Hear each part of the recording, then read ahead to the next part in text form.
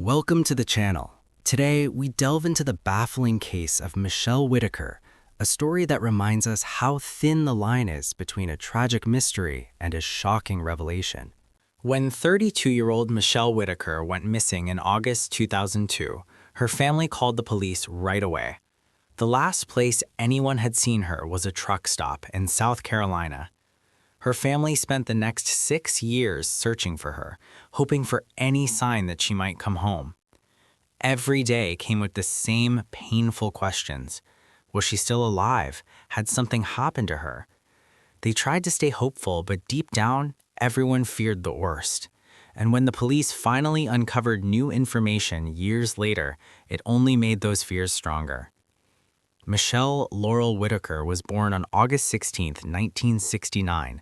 She was one of 5 kids, and she was close to all of her siblings. Her mom, Laura Andrews, says Michelle was a cheerful, easygoing child, at least until the family moved from Illinois to Gastonia, North Carolina. As Michelle got older, things became more tense at home. She and her mom clashed a lot during her teenage years because Michelle felt her mother was too strict. Not long after high school, Michelle got married, but the marriage barely lasted a year. She was young, overwhelmed, and dealing with a partner who made life extremely difficult. The abuse she experienced during that relationship marked the beginning of a long and painful chapter for her. People close to her believe that what she went through at that time shaped many of the struggles she faced later on. She simply wasn't equipped to handle it, and she ended up heading down a rough path. After her divorce, the family moved again, this time to Spartanburg, South Carolina. By the time Michelle turned 30, she was dealing with alcohol addiction and had already gone through 3 failed marriages. She worked part-time as a waitress and was barely making ends meet. One night in 1999, she met a man named David after her shift. He offered to give her a ride home, and she accepted, something she would soon regret. Instead of taking her home, he drove her to a remote area, assaulted her, and forced her to be intimate with him. A year later, he was arrested and eventually pleaded guilty to assault and battery. He was sentenced to 8 years in prison. Shortly before Michelle disappeared, she was arrested for driving under the influence. That was the moment her parents felt they had to intervene. They contacted local authorities and asked them to keep Michelle in custody until they could get her a spot in a rehab center. They truly believed that keeping her there, even temporarily, might be the only way to save her. Even though it broke their hearts, Michelle's parents felt that taking such a drastic step was the only way to help her. But Michelle saw it very differently. She was furious. And after that, her relationship with her mother became strained in a way that never really healed. Then things got even more complicated. Michelle was released from jail by mistake before she could start the court-ordered treatment for her substance and alcohol issues.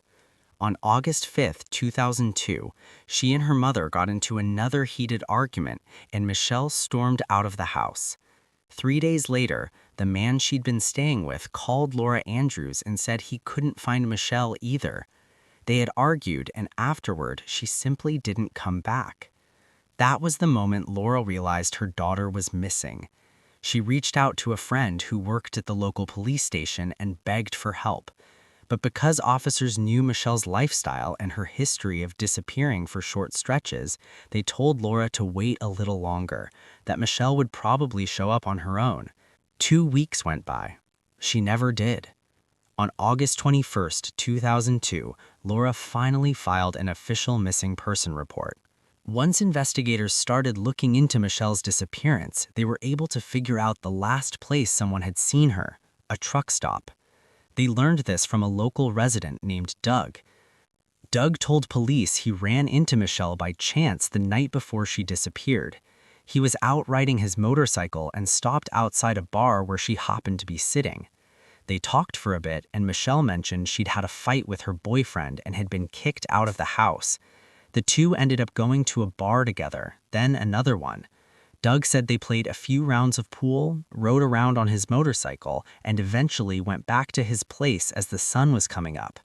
That made Doug the last known person to see Michelle before she vanished, which immediately put him at the top of the suspect list. He also told police that Michelle had talked about heading to Myrtle Beach, a busy resort town on the South Carolina coast, because she thought she could make good money working in the bars and restaurants there. According to Doug, he dropped Michelle off at a truck stop and left her there. She didn't have much with her, so he gave her a t-shirt and shorts along with a little money for coffee and a newspaper. He told her good luck and rode off. To rule him out, police gave Doug a polygraph test, which he passed. They also questioned the man Michelle had been staying with before she disappeared, but they couldn't find anything linking him to her going missing. With no solid leads, investigators started to consider the possibility that Michelle really had gone to Myrtle Beach, about 250 miles away from Spartanburg. Weeks went by with no updates, and the worry among her family and friends kept building. Even though Michelle had been upset with her parents, they didn't believe she would just cut ties and disappear on purpose. The longer she was gone, the more the sheriff started to question that theory too. People who leave town for a while usually take at least a few personal things with them. Michelle had left with almost nothing. On top of that, she had a dog she adored. Everyone who knew her said she would never abandon that dog voluntarily. Her parents began driving around the area, searching anywhere they thought she might have been. When they heard several reports that someone had seen Michelle on a beach in North Carolina, they rushed there right away. They spent 3 days handing out flyers, talking to people and searching the beachfront, but nothing came of it. After 6 months with no progress, Laura Andrews started questioning the choices she had made before Michelle disappeared. She knew her daughter was struggling and spiraling, and she felt responsible for trying to step in. But now she couldn't shake the guilt. She also worried that the trauma from the attack Michelle had survived in 1999 might have played a role in all of this. And above all, Laura couldn't forgive herself for the harsh words she had said to her daughter after that assault. Even though what happened to Michelle in 1999 was horrific, her mother believed Michelle had put herself in that situation by the choices she made. Those words cut deeply and became yet another blow to Michelle's self-esteem. As the investigation dragged on, the sheriff's office began to think Michelle may have left on purpose. Given her history, detectives assumed that sooner or later she would turn up somewhere or be picked up by law enforcement. But a year passed and nothing happened. No sightings, no arrests, nothing. What worried investigators most was the lack of any digital trail. There were no calls, no records, no financial activity, nothing to show she was still out there. That raised the possibility that something terrible might have happened. Some wondered if she could have crossed paths with the wrong person, maybe even a truck driver who took advantage of her situation. But there was no evidence to support that theory either. 2 more years went by without a single solid lead. Then, on the 3rd anniversary of her disappearance, police and Laura Andrews returned to the truck stop where Michelle had last been seen. Local TV stations covered the story again, bringing it back into the public eye. Just a few days after the news aired, the Spartanburg County Sheriff's Office received an unusual letter. It was anonymous, handwritten on a small piece of paper, and claimed the writer knew where Michelle's body could be found. Attached was a simple hand-drawn map showing the exact location. The letter was written clearly and confidently, which gave it a sense of credibility. The next day, the sheriff took search dogs to the area indicated on the map, a rural spot about 25 miles from the truck stop. Michelle's family, still grieving after 3 long years, didn't know what to hope for. Some had begun to accept that she might be gone, while others held tightly to the belief that she was still alive. The dogs searched the area thoroughly, but didn't pick up any scent, and the search was eventually called off. Investigators were relieved they didn't find a body, but the letter remained a mystery. Handwriting analysis and DNA collected from the envelope suggested that the author was a woman. The author of the letter was never identified. But not long after, new headlines appeared in the newspapers, and they terrified Michelle's family all over again. At the time, the Dana Satterfield case was one of the most high-profile cases in Spartanburg County. Dana, 27, owned and ran her own beauty salon off Highway 221 in Roebuck, South Carolina. On July 31, 1995, just before the salon closed for the day, Dana was brutally attacked and didn't survive. Her semi-nude body was found in a back room. Police collected a DNA sample from the scene, but at the time they couldn't figure out whose it was. Fast forward to August 2002. Michelle Whitaker went missing. About 6 weeks later, on September 24th, 20-year-old Heather Sellers also vanished without a trace. The last person seen with Heather was her ex-fiancé, Jonathan Vick. As police investigated Heather's disappearance, they discovered a connection. Vick's DNA matched the semen collected from Dana Satterfield's case. 10 years after Dana's death in 2005, Jonathan Vick was arrested. Shockingly, he had been only 17 when he committed the crime. In December 2006, he was sentenced to life in prison. While Vick was the main suspect in Heather Sellers' disappearance, police couldn't find enough evidence to charge him, and her case remains unsolved.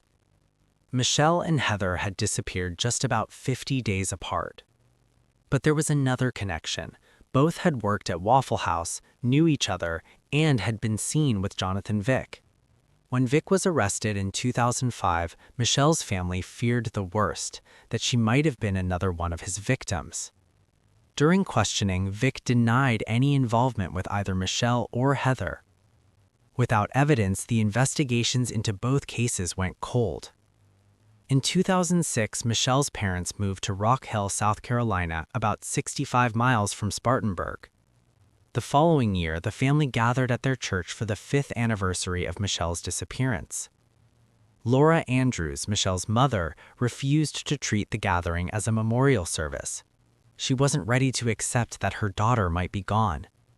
For years, Michelle's body had never been found, and her family clung to the faint hope that she might still be alive.